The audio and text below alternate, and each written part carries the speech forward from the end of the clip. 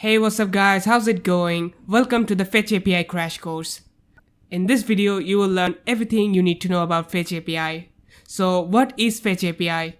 Fetch is a browser API, and with the help of Fetch API, you can send HTTP requests to any kind of server.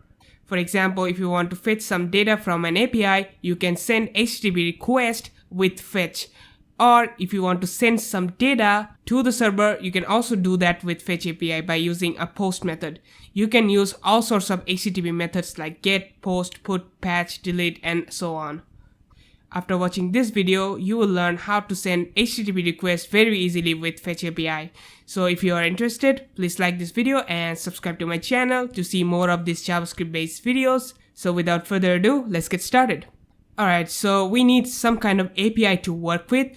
We're going to use JSON placeholder. JSON placeholder is a free fake API service which will give you some fake data to work with. They have a bunch of endpoints. They also have this playground. You can run the script and it gives you some dummy data. And here are the endpoints that we can work with. They also support all sorts of HTTP methods like get, post, put, patch, delete. We have the user's endpoint, and if I click on this, it will send a request to that endpoint and it returns us this dummy data, and that's what we're going to need. So I'm just going to copy this URL, and on my text editor I'm going to create a variable called URL, and I will paste the URL. So let's first see how we can send a GET request with Fetch API. I want to fetch some user data, so I'm going to create a function const get users, and it will be an async function because Fetch returns us a promise, and to resolve that promise you can use the .then method, but I'm gonna use async await. So async. So let's call the fetch method, and it takes two parameters. The first parameter is the URL, so I'm gonna pass the URL, and it can take optionally and config object for the request. We can leave it empty for now. And by default, Fetch use get method for sending request. If you want to change the method, then you have to use that config object, and we will see that later. And like I've told you, Fetch returns us a promise, and we need to store the resolved response data. So const response, and I'm gonna await the process, and let's just console log response, and I'm gonna call the get users function. So let's see, and we have a response in the console. Status is 200, okay is true, but where is the actual data? We don't see the actual data, right? And to get the data, we need to run the JSON method from the response object.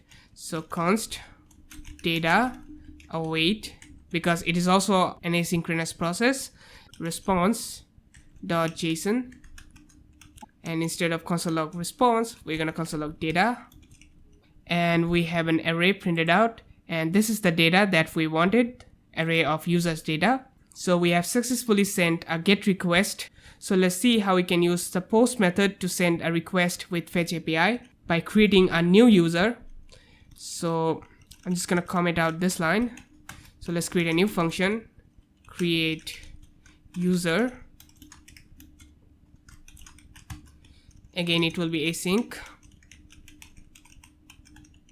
So again, const response await fetch, and again we have to pass the URL. The URL is same, but the method will be different, and we have to use the config object, and we need to use the post method. So method will be post, all capitalize, and then we need to pass some data in the request body. So pass the body property, and the body has to be a JSON string. You cannot directly pass JSON data, so we need to use the JSON object, and we need to use the stringify method and just pass the object. Now you don't have to pass all of these properties, you can just pass the name, and the name will be like Mike, and let's get that data await response dot JSON, and let's just console log the data. And now let's call the create user function. And we have a response back. It is returning us an ID. That means our request is successful. So now the last thing that I want to show you is the error handling. Now error handling is different in Fetch API, and we are using async function, so we need to use the try catch block. So try, and I'm gonna insert everything in the try block. And now let's console log the error. And now we need to mess up with the URL. I'm just gonna remove the S from users. So let's see. We don't see the error printed out on the console. Instead, we have an empty object and it is coming from the response. So what is happening here? We should have an error printed out on the console. The Fetch API does this thing a little bit differently. It always tries to finish the request response cycle even if the request failed. So that's why we don't see the error. You will only see the error if there is an internet problem, else you will not see that error. So we have to throw an error manually. So I'm going to console log the response to see what it gives us. So in the response, you will see that we have a status code of 404 and OK property is false. If OK is false, that means there was some kind of error. So we need to throw the error manually. So if response.OK is false, then we're going to throw an error.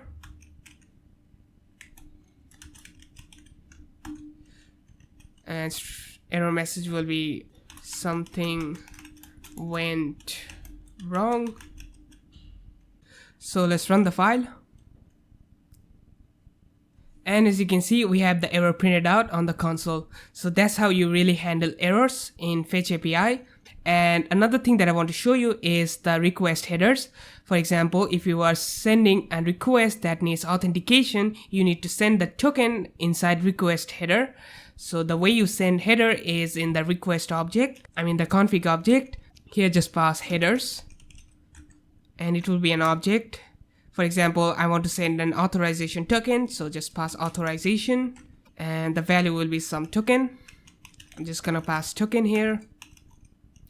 Okay, so that's how you send headers in Fetch API. So that's what I really wanted to show you, because this type of operation most probably you are going to do with Fetch API. So if the video has been helpful for you, don't forget to like, share and subscribe to my channel. If you have any question, please comment down below. If you have any suggestion, please do let me know. I would love to hear from you. If you want to see daily tips and tricks, you can follow me on Twitter, Instagram or LinkedIn as ThatOnJohn, and I'll see you in the next video. Goodbye.